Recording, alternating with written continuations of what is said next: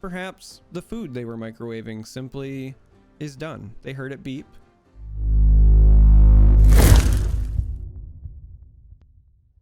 For today's video, we are playing an updated version of the Deep list. If you're not familiar with Deep, the entire point of this deck is to toss a bunch of cards and then win with giant sea monsters, or as an alternate win condition, you can deck your opponent through leveling up Maokai.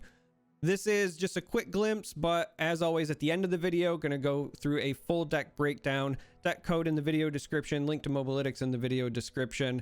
I use time tags for my videos, so you can use them to hop around if you want to see the deck explanation first, or just jump to the games. You can do that as well. Finally, reminder, consider subscribing, and with that out of the way, let's jump into the games.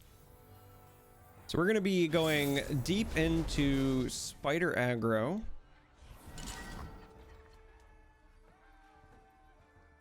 And I think we throw all of this back. We'll keep the memories because we want to find our one drop if we can.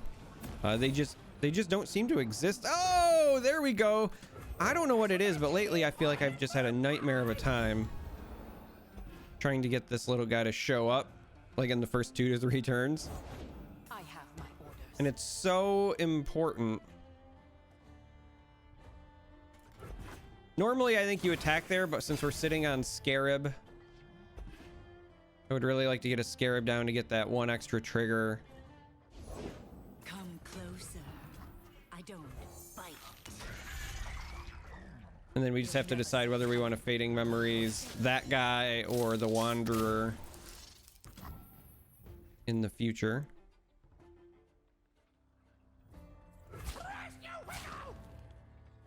So we take a little bit of extra damage for our greed.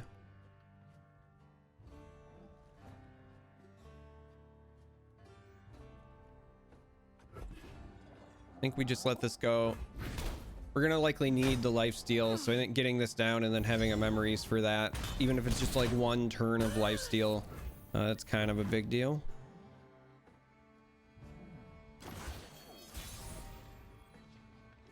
Withering Whale is a welcome top deck in this matchup.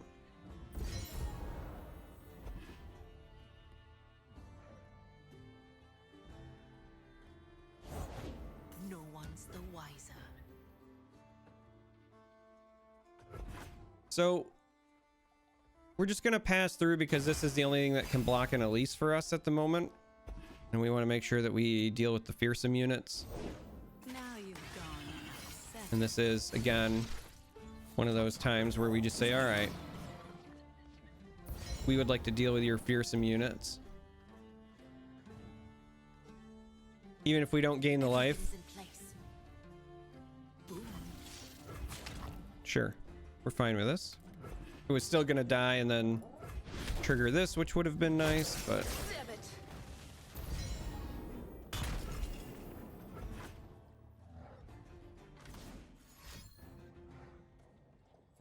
so they're gonna take the spiders. Nothing we can really do about that.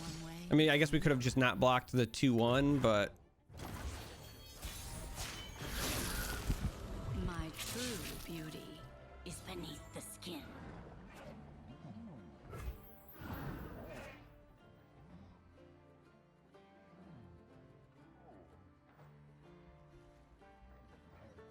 we're 5 away from deep. Really wish we had something to pair with this Maokai this turn. The next turn we're likely going to be playing this Withering Whale. Lure will draw us a sea monster, but it won't be playable. While it does make it cheaper, we don't have any of the 4-cost ones. Maokai is likely to draw a challenge though, because I don't think they want me to get value from it. So I think that this is the best defensive option. We're still pretty comfortable with our health, but things can go sideways kind of soon. And this is not a Darius version of Spider, so we don't have to worry about him on the top end. But we do have to worry about cards like Decimate and so forth.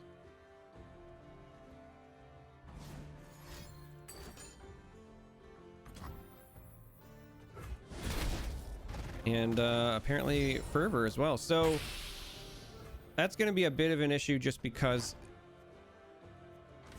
that's going to remove any hopes of blocking the fearsome units. Also, apparently gives them more spiders.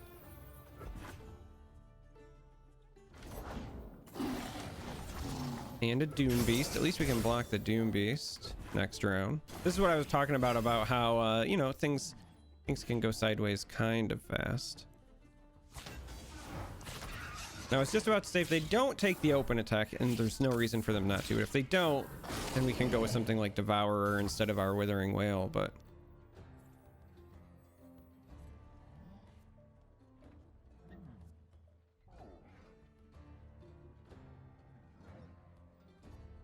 Three away from deep, which is not enough for us to spring it. If we had a jettison or something, it would be kind of cheeky. You defile the grove.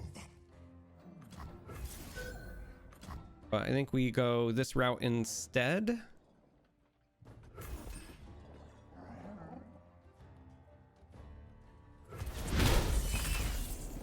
Gets us some health back.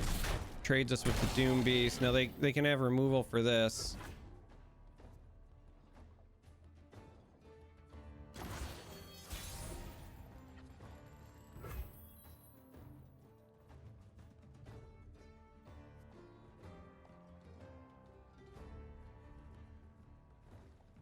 We play the lure this round, we hit deep this next turn.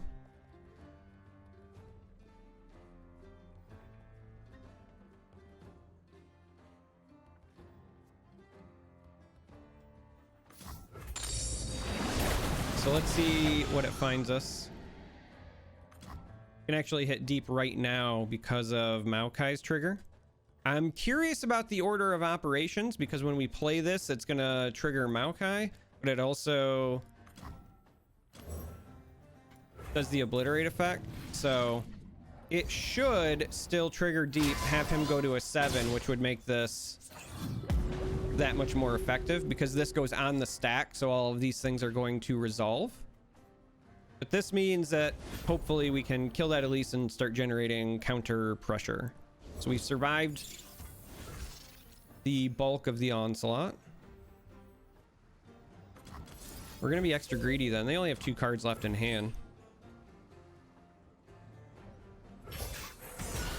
We can remove that as a blocker, and this can pull this here.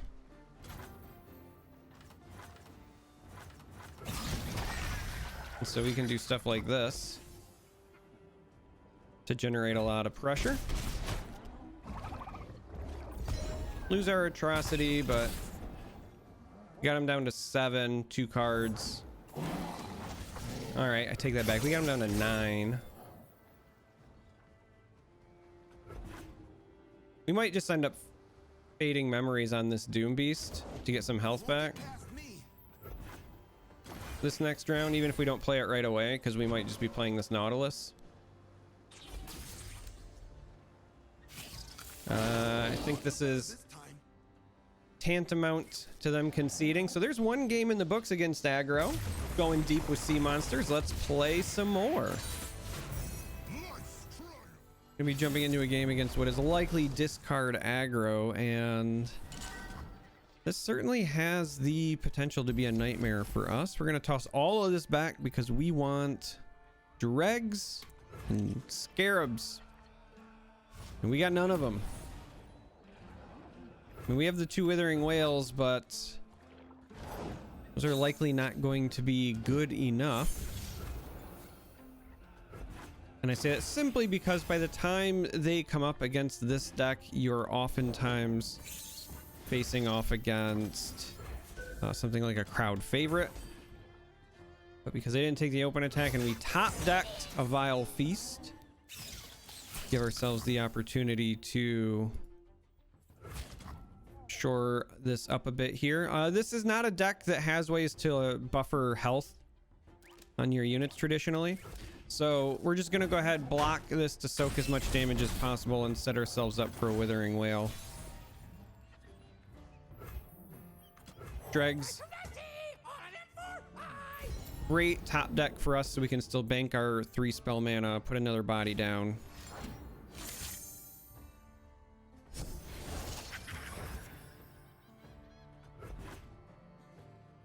We would really like to see this other Poro come down because that means likely no crowd favorite. That is a big vision.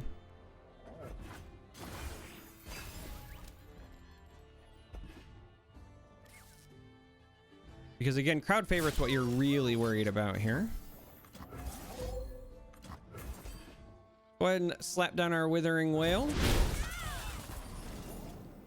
Buy ourselves some time.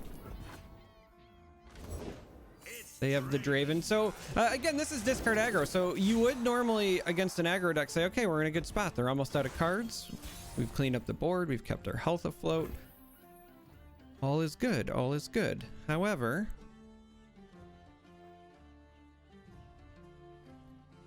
I think we're going to go with Maokai here because we want a good sized blocker, but also if we play some of these other units, we can maybe get this triggered. Time for the money makers. But right now, 4 mana left, 2 cards in hand. They could go ahead and they could also play something like a Jinx. Oh, there's that crowd favorite we were worried about. I gotta work with this Joker. Noxian strength.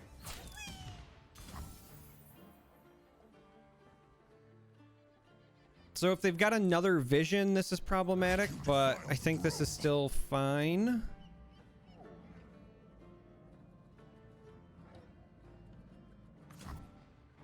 But they already used the 1 axe, so I think we're just going to go with this. We could also use Withering Whale, but since it gains us 3 health, it's the same as killing these 2 essentially. But by doing it after the fact, we can also maybe buy ourselves some time by developing stuff like the Hunters.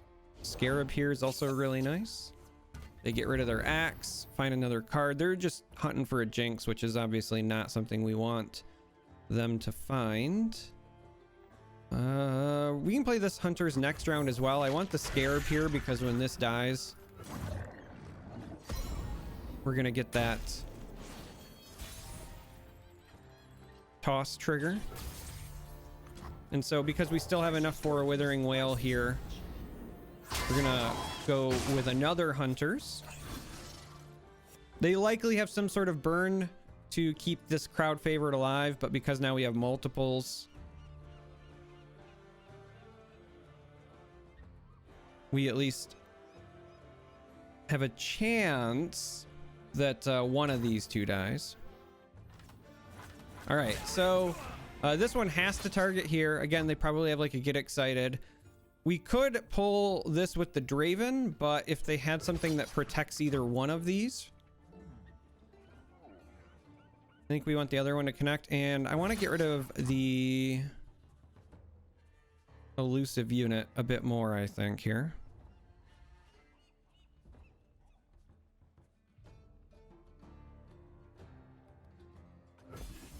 So let's go like this. We're 6 away from deep, but really going to be 3 away from deep if this goes the way we expect it. I expect this to be a get excited.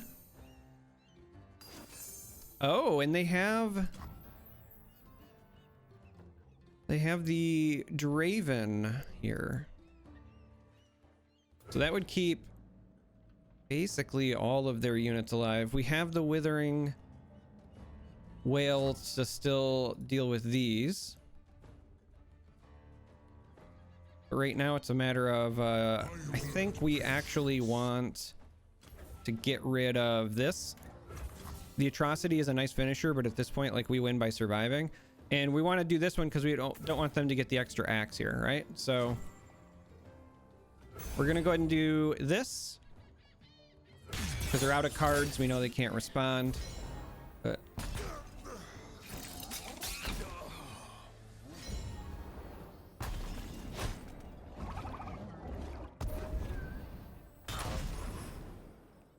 gets us a little bit closer.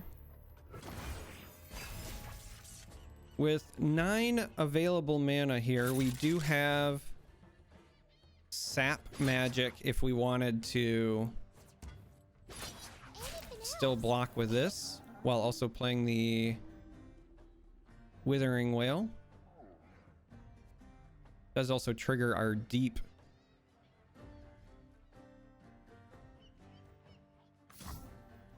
I think that's what we want to do.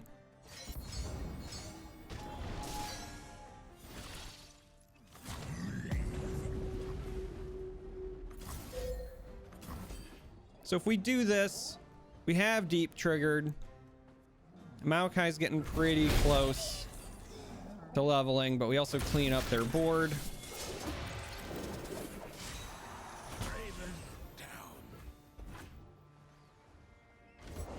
What's the worst that could happen? Oh, after all that, we're gonna lose What size? this Maokai. But that's okay. Obviously, still 2 more in the deck. Plus, we're deep, so. Going forward here, we're gonna have our Nautilus.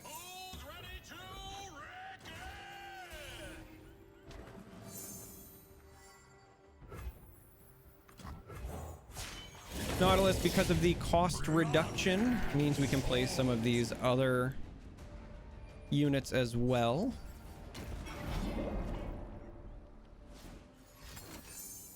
Progress Day. That is not something I am used to seeing in discard aggro. Like, that is just not a traditional inclusion. And they have found all of their battlecasters.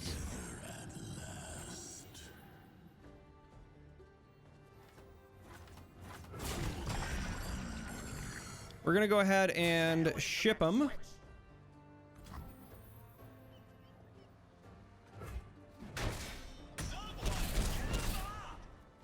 At 16 health here, we should be relatively safe given our board and everything going on. So they have the Draven, even though we have all these big bodies. I kind of wanted to get this down,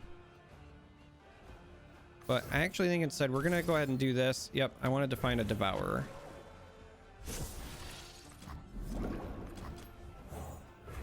So Devourer means we can do things like eat this Draven. With all of these buffs, the quick attack on Draven is relevant.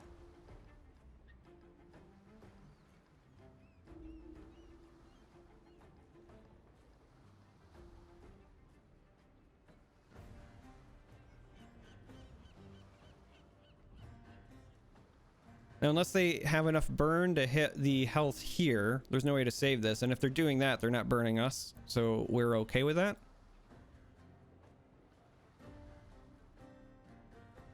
With only 3 cards in hand, it would have to be, what, like 2 more Get Exciteds or something? I don't think that's the case. Might just be thinking this through. Might be letting this go to time. Maybe they were making dinner. As I record this, it's about dinner time for me, so perhaps the food they were microwaving simply is done. They heard it beep. They took some time to run downstairs. They're doing the thing where you peel back the film and you stir it. Gotta put it back in though. But this should be successful. We can use an ephemeral one to chew up another unit. When that dies, the next round we can go with Terror, just to guarantee that on attack nothing can block and everything gets home, because all the sea monsters will have Fearsome. And even still, we probably don't need that. With this having Elusive, it should be fine. And with the cost reduction, in fact, we can even just play this overwriting this if we really wanted to. I'm guessing, though, given how long this is taking, that something is wrong with their food. Maybe it was all the way done. Maybe they were just so hungry. We'll just play this one instead. Take our open attack when this round ends. Maybe they were just so hungry when that microwave beeped that they couldn't help themselves. They just needed to feast.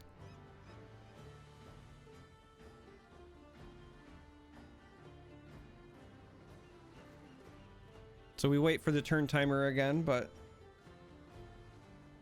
this is deep. Hopefully you get an idea for what the deck is trying to do. I actually think this is traditionally a bit of a rough matchup. We had a clutch Withering Wail when we needed it, and we punished them for not having the crowd favorite at the right moment, but deep traditionally does struggle against go wide aggro and does much better, I think, against mid-range lists, simply because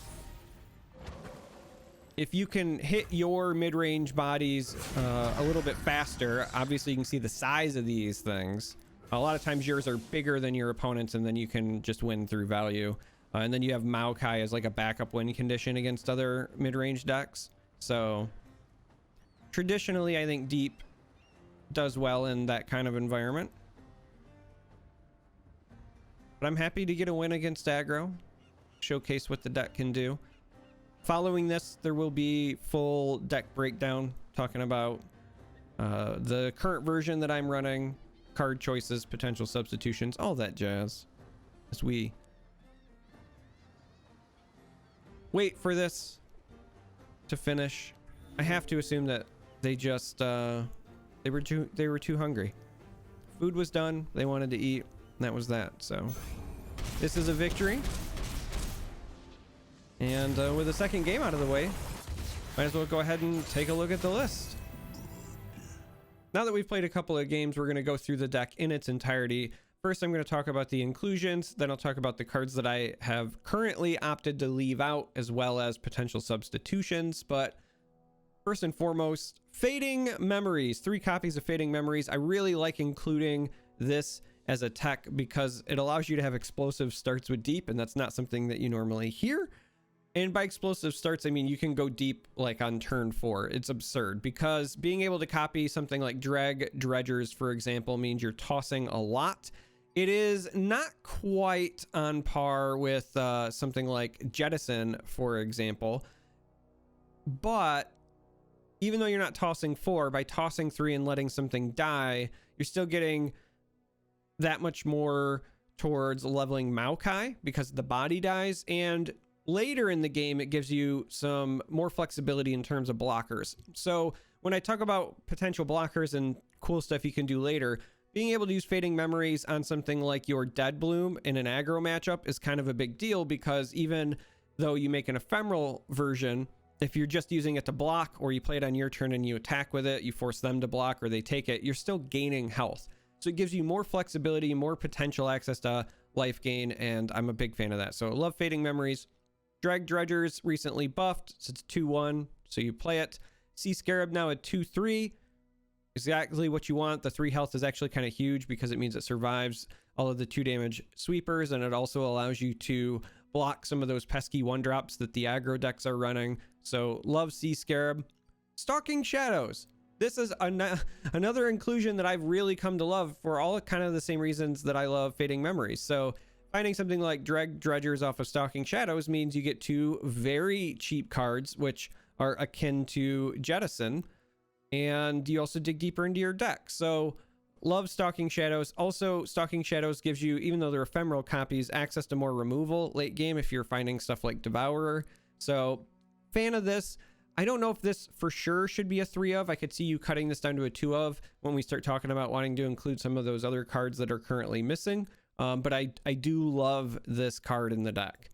Vile Feast is really just here to help you with your aggressive opponents, right? You want to be able to ping something. You want the extra blocker, a little bit of drain. It's just a little bit, but that little bit can go a long way.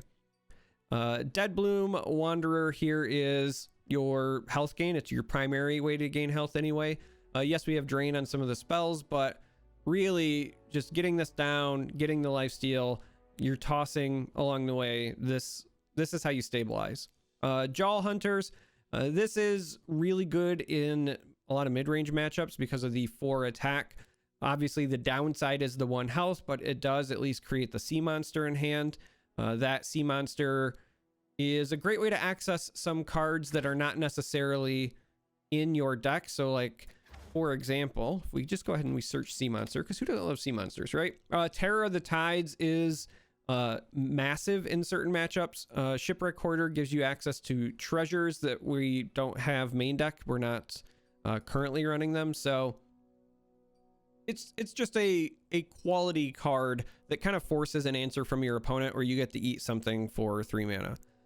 2 Lure of Depths. This is just to draw things and make things a little bit cheaper. The making things a little bit cheaper is relevant because it means you can sometimes drop Abyssal Eye on like round 4 so that you can start getting that elusive chip damage in and drawing cards. The drawing cards is a big deal, not just because, you know, it inflates your hand size, but it also gets you deeper faster because you're pulling cards from your deck. So that's pretty relevant. Or again, sometimes you need to play this a turn early, and that can be a big deal as well. Usually you want to play this after you're deep so that you kind of guarantee that the ability rate's going to go off, but sometimes you got to take that chance as you're trying to stabilize, and so being able to play this a little bit cheaper is also potentially nice. This is another one of the cards that I don't think is a requirement though, so if you are looking to make some room, this is a bit of a flex spot. Maokai is your alternate win con. 2 salvage. I'm only running 2 salvage. This has traditionally been a staple 3 of, but I'm only running 2 because we're already running Fading Memories and Stalking Shadows, and so going 3 felt like a bit of overkill. Abyssal Eye. This is one of your 2 main deck win cons. The elusive damage is huge. As I said before, sometimes that also helps you go deep if you have to play it beforehand. I mean, honestly, a 3/3 elusive that Nexus Strike draws a card is worth the 5 to begin with, and then deep is just a cherry on top. 2 Withering Whales. This is here for your anti-aggro matchup. These are kind of important. In fact, I would almost argue that you might want to put a 3rd one in case you toss these. But, you know, toss comes from the bottom of the deck, so if you toss them, you weren't going to draw them anyway. But just being able to make sure that you're hitting them in those go-wide matchups is kind of a big deal. But this is a greedy deck, and you want to put a lot of cards in it that you can't necessarily fit. So this is currently a 2 of. If you wanted to cut this to a 1 and have this be a 3, I would not fault you. Speaking of cards you want more of, I'm currently only running 1 Atrocity. I know some folks run 2. In a tournament environment where I could maybe ban go wide aggro decks so that I don't have to worry about them, then I would consider making some changes in this list to up this to 2. I think it's a really important card, but this is my ladder version of the deck, and on ladder, you have to plan for potentially running into aggro. Devourer is your primary source of removal, and then Nautilus is basically the entire point of the deck, shuffles things back in. Nautilus is actually really interesting because against Lysandra and Trundle, for example, you can play around Watcher by just not playing Nautilus until after they've attacked. Like, you can force them to attack with Watcher, obliterate your deck, and then once you have done that, drop your Nautilus, shuffle a bunch of stuff back into your deck, and suddenly you're back into the game. So Nautilus is fun. Obviously, sea monsters are fun, kind of the point of the deck. So things that you may have noticed are missing. This one hurt a lot for me personally as far as cutting it. Slaughter Docks. I didn't want to cut this because I love the animation, and this is a great way to get you deep faster, and with the exception of Sea Scarab, it's almost always a net mana gain where you're spending 3 mana to get something that costs more than 3 mana. However, right now on the ladder, I don't think that the meta is super conducive to taking the turn off to play this early enough to make this relevant, because on round 3 you really should be playing Hunters or Dead Bloom or banking your mana so that you can play a Withering Whale or whatever. And so by the time this comes down, it's almost like too little too late. It just becomes like a discounted sea monster, but you don't even get to pick it. And then sometimes even when you do get something more expensive, you know, you could pull like a Devourer, you don't get the play effect. So as much as I love this card, I'm not currently running it. And then the other card that I really wish I could fit in is Lost Riches. I don't think this is necessarily a 3 of, but as a 1 or a 2 of to get those treasure cards, I think it's totally worth it. But again, this is a greedy list in that it wants to run a ton of different cards and you kind of don't know where to make room. I would consider, again, maybe Lure of Depths could be Lost Riches. They both kind of do similar things where they're looking to put stuff in your hand and then give you some sort of benefit. Obviously, the benefit of this is the treasures, and the benefit of this is playing things cheaper. So I guess that's a preference, right? If you run this over Lure or you run this in place of some other things, I don't fault you. It's a great card. Some of these things just outright win the game. Treasure Trove can be busted at times. Plateworm Egg is really good once you've already been deep. So, you know, feel free to mix and match as you see fit. I'm not your dad. Play the deck the way you want to play it. But this is my version. As I said before, deck code and link to Mobalytics will be in the video description. If you made it this far, I appreciate you. If you're not already subscribed, consider subscribing. And until next time, may you walk on warm sands.